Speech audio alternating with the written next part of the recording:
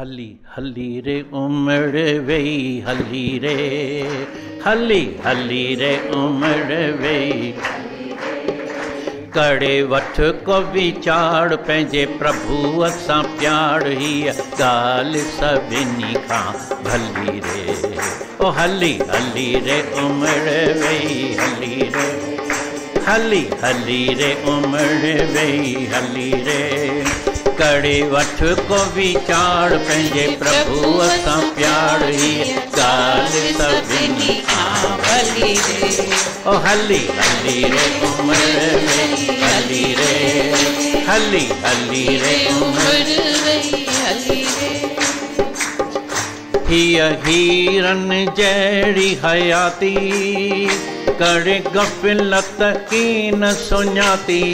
ओ हीअ हीरन जहिड़ी हयाती, कड़े गफ़लत की न सुञाती। वञी संतन जे द्वार पंहिंजी देई सुधार, हीअ नाम जपण जी तई गली रे। वञी संतन जे द्वार पंहिंजी देई सुधार, हीअ नाम जपण जी तई गली रे। ओ हली हली रे उमड़ वई हली रे, हली हली रे उमड़ वई हली रे। कड़े वठ को विचार पंहिंजे प्रभु सां प्यार, हीअ ॻाल्हि सभिनी खां भली रे। ओ हली हली रे उमड़ वई हली रे, ओ हली हली रे उमड़ वई हली रे।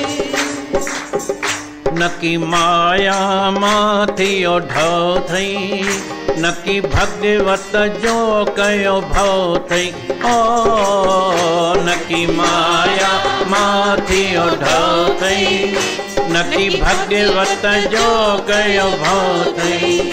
वेरे विया थई विकार भोगन कयो थई बेहार, देही सोन जहिड़ी वेई जली रे। ओ वेरे विया थई विकार भोगन कयो थई वेई सोन जहिड़ी वेई जली रे। ओ हली हली रे उमड़ वई हली रे, हली हली रे उमड़ वई हली रे।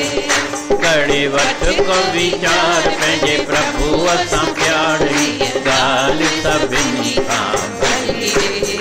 ओ हली हली रे उमड़ वई हली रे, ओ हली हली रे उमड़ वई हली रे। हाणे पिंजड़ो थियो त पुराणो, अञा छॾी नथो तूं माण्हू। ओ हाणे पिंजड़ो थियो त पुराणो, अञा छॾी नथो तूं माण्हू। कूड़ी खणंदे लबाड़ तुंहिंजी वेई अजमार, प्रेमी शांती अञा ना मिली रे। ओ कूड़ी खणंदे लबाड़ तुंहिंजी वेई अजमार, प्रेमी शांती अञा ना मिली रे। ओ हली हली रे उमड़ वई हली रे, ओ हली हली रे उमड़ वई हली रे। कड़े वठ को विचार पंहिंजे प्रभु सां प्यार, हीअ ॻाल्हि सभिनी खां भली रे। ओ हली हली रे उमड़ वई हली रे, ओ हली हली रे